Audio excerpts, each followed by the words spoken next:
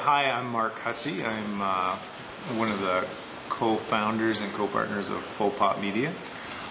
True. It's true. And I represent the right side of the brain. Are you sure? Or the left side. I think you're the left side. I'm the left side of the brain. He's from the lying side of the brain. My name is Randall Lobb, and I represent the opposite side to him. The good. He represents the bad, the evil. The side of the brain that I take care of mostly is everything technical, from managing the shooting right down through post-production to final delivery of our projects, whatever, and to whatever capacity, and or handing it off to different members of the team depending on the level of the project that we're working on. Historically, I'm soft skills, writer, director, producer type. But with the faux pop stuff, it's different, right? You do a little bit of everything. I don't do anything technical, though. Yeah, we don't want to move to the city that would be the most obvious city for us to work in, which would be Los Angeles, honestly. Yeah. We want to live in the town where, we have quality of life. When we grew up here, or in the surrounding areas, both of us came from small towns that are not Goddard's, but close to here in Huron County.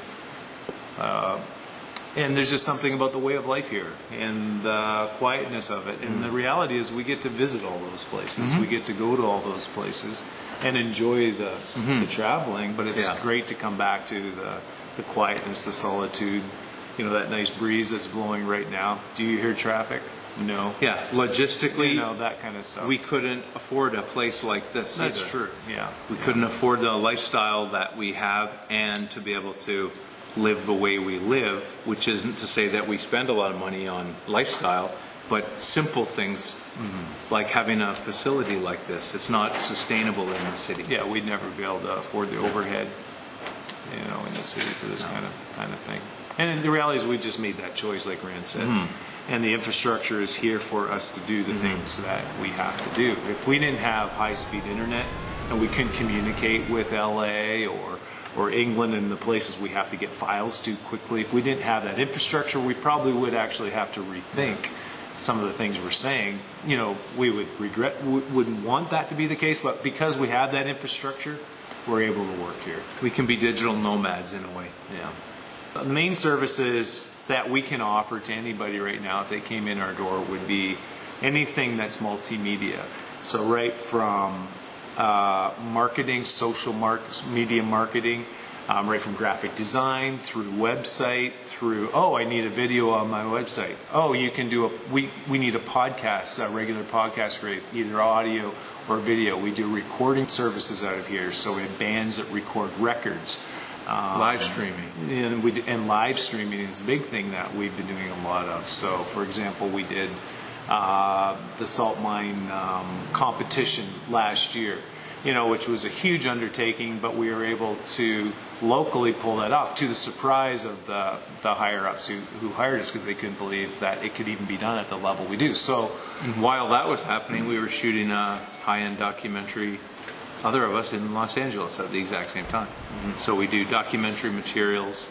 We build force multipliers for companies that want to use video in a certain way, and brand narratives that are more content driven.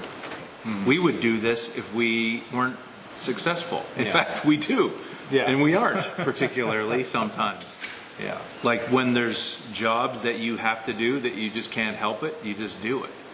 So we did this when we had day jobs, and we did this at night, sometimes all night. We did this when we were getting paid to do this. We did this when it was costing us money to do this. The reality is when you have to do something, you just have to do it. There's a certain level where I shouldn't say it doesn't feel like work, because it's a lot of... It feels like work. It feels like work most of the time, all of the time. Well, didn't you say to do something... You feel God's pleasure, what you're saying? Yeah, I was going to say that. I know, so say it, because I already knew you were going to. There's a line in Chariots of Fire that's always stuck with me since I was young and saw that movie, where Eric Liddell, the character, says, "When I run, I feel God's pleasure." So interpret that however you may, but when I do this creative thing behind the wall here, or play music or whatever, I feel centered. I feel safe. I feel all of those things that I think you want as a human being. You don't feel like you're being controlled by all of the crazy things that, you know, maybe the rat race of life and all that kind of stuff, even though it's very much a rat race. And for me, I need to be fully engaged. When I was growing up, I was always, you know how some people watch TV and that's what they're doing? I would be watching a show, reading a book, listening to music. Like I had to have all the things happening all at the same time. So I needed work that was completely engaging and absorbing. Not a lot of people know this, but our business started because Mark is psychic. And he announced one day that we were going to be partners. And I laughed and I said, a likely story. And then we were. And that's true. That actually happened. We had never met. And he said that out of the blue. If anybody's familiar with Comic-Con, they have this thing called Hall H, which is seats 6,000 people. And it's the thing that, you know, all of the big movie stars are on panels, and there's all kinds of big events and things that happen there. So people, you know, line up all night to see the cast of The Walking Dead, or you name Marvel, all the Marvel actors and things like that.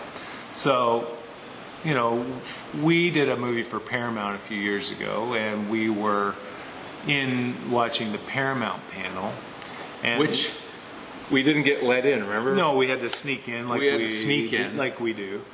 But we're sitting there, and all of a sudden, before the announcement of the Michael Bay Turtle movie, and the actors and all come out, Will Arnett and what's the girl's name? Megan Fox, and all those people come walking out. They play a clip, and the clip comes on, and there's about 5 minutes of our documentary. It was really something special. The ratings were great. The movie broke records. And the turtle figures sold out. Which we had no idea, and the crowd went wow. So that was pretty awesome. That was a pretty awesome thing. Partly because it was a surprise. Yeah, because we had no idea, you know. And normally things like that don't make me feel that great, but in that moment, all those people applauding and going, wow, and our stuff looked and sounded great. I thought, wow, you know, our stuff stands up here. Our stuff was worthy enough for those big wigs up there to take, you know, from a couple of guys and another partner that works with us on it in Huron County, and take that and put it on the screen as the first thing they show to introduce, you know, a huge Michael Bay thing. That was pretty awesome. One of the things that we do that is more community-based, when the channels that used to serve the community disappeared, and I mean like the local paper kind of doesn't hit the button the way it used to when it was more relevant, sad to say, local TV channels, that sort of thing.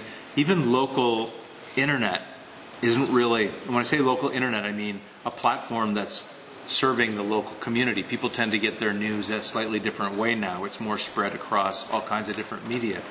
So we thought it would be interesting to set up, and the set we're in right now is a community news channel. And that's been tricky to set up, but that's something that we really believed in. I mean, almost 10 years now, hard to believe. But this idea that can we have a local news node that pushes stories out, that serves Huron County and this whole area, and is centered in this community, just because that's where we are, and becomes part of maybe cable channels, internet providers that have a channel. And so we did work with Hurontel and Hay, and also online, so you could get it on Facebook Live or whatever, or a YouTube channel. So we've developed a lot of the infrastructure to set that up, and that's been tricky. When I was a kid growing up, there was Channel 8, Swing and Wingham. Everybody watched it. You got local news. Switch over to CFPL, which was local London news. And it doesn't feel that way anymore.